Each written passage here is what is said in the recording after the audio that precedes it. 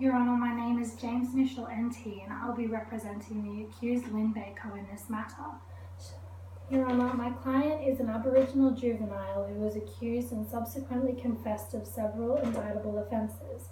The evidence the prosecution is relying on is highly prejudicial to my client and should be excluded under Section 130 of the Evidence Act, Queensland.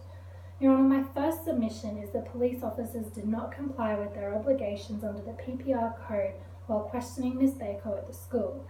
Section 421 PPRA requires a police officer who reasonably suspects the person is a child must not begin questioning unless the child has spoken to a chosen support person and that person is present. The police clearly suspected my client as a child because they called her young lady.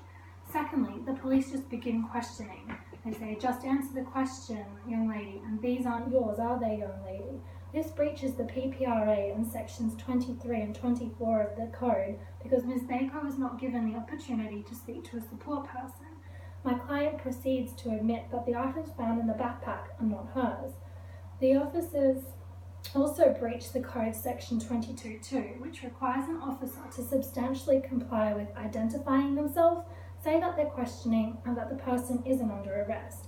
Neither of the officers told my client who they were, which could be why Ms. Baker ran away, and they did not tell her that they were going to question her or that she was not under arrest. Your Honour, my client's oral admission given at the school is highly prejudicial and outweighs its probative value. She is 14 years old and facing 6 counts of indictable offences, and she merely admitted the items were not hers. They could belong to a friend or family member. The fact she has them is not conducive of stealing. This evidence is highly prejudicial to my client, and I ask the court to exercise its discretion established in the Christie case in Section 130 of the Queensland Evidence Act and exclude all admissions made at the school. My second submission, Your Honour, is during the car ride, the police officers failed to comply with their obligations under the PPRA and the Code. Section 397 PPRA says the right to remain silent is not affected during questioning. Similarly, the Code Section 26.1 says a police officer must caution a relevant person about the right to remain silent. Your Honour, neither police officer cautioned my client about her right to silence. On the contrary, they gave the impression that she was compelled to answer by saying things like, "Don't nod, answer the question," or "Just answer the question, young lady." Pursuant to Section 26.2 of the Code, the officers were required to evaluate Ms. Baker to ensure she reasonably understood her right to silence, and if necessary, get her to explain her rights.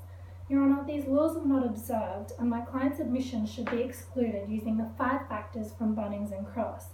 Factor 1 relates to whether the conduct was a genuine mistake or a deliberate breach of law. There is no evidence the officers deliberately ignored the laws because they told my client they wanted to treat her in accordance with the law. Your Honour, it's quite clear the officers didn't turn their mind to the existence of the right to silence provisions because they took no steps to comply. This is a reckless disregard of the law by those entrusted to enforce it.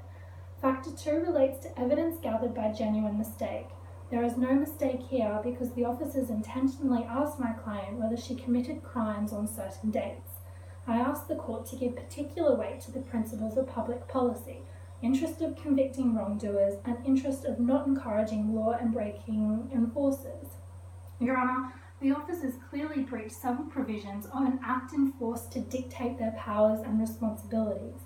Admitting this evidence essentially confirms the justice system endorses similar bad faith behaviour by law enforcers. Factor 5 relates to whether the conduct was a genuine response to pressing circumstances. Your Honour, the police could have easily complied with their obligations under the PPRA and the Code to gain admissible and lawful admissions by my client. It seems the officers were keen to obtain convictions for crimes committed in the past 2 months and conveniently overlooked their obligations to my client. Factor 4 relates to the gravity of the charge. My client is charged with a less serious offence as per Schedule 6 PPRA. As in the Queen against Ireland, I urge the court to compare the moderate nature of my client's offence against the unlawful conduct of the officers, making my client believe she was required to answer their questions. As per Chief Justice Barwick in Ireland, the officers have at least inferred they have such power by not informing Ms. Baker of her right to silence. Factor 5 relates to the conduct in getting evidence breaching statute. Section 5 PPRA states the purpose of the Act is to provide powers and responsibilities for effective law enforcement that is consistent and fair. This statute is supposed to protect my client against being questioned in the car without a support person. For these reasons, I urge the court to exercise its discretion and exclude any admissions made by my client during the car ride with the police. My final submission is the officers have not complied with their obligations under the PPRA and the Code when questioning at the police station. Section 2412 PPRA states a child must have been able to choose a support person. Schedule 6 PPRA says support person for an Aboriginal child means a parent or friend, a lawyer, an agency providing legal services, an adult, a relative, or a friend. My client was taken into a room to a white, middle-aged man named Fred, not known to her. Ms. Baker was never given the option to call a parent, friend, or relative, or any support person. Furthermore, Fred is a social worker and does not satisfy the definition of a support person under Schedule 6. Cultural issues may prevent my client from defending allegations stated by a male, or simply she told the police what they wanted to hear to improve their relationship. This is highly prejudicial to my client because if the proper support person had been present, they would have advised her not to answer any questions and she wouldn't have admitted to the crime.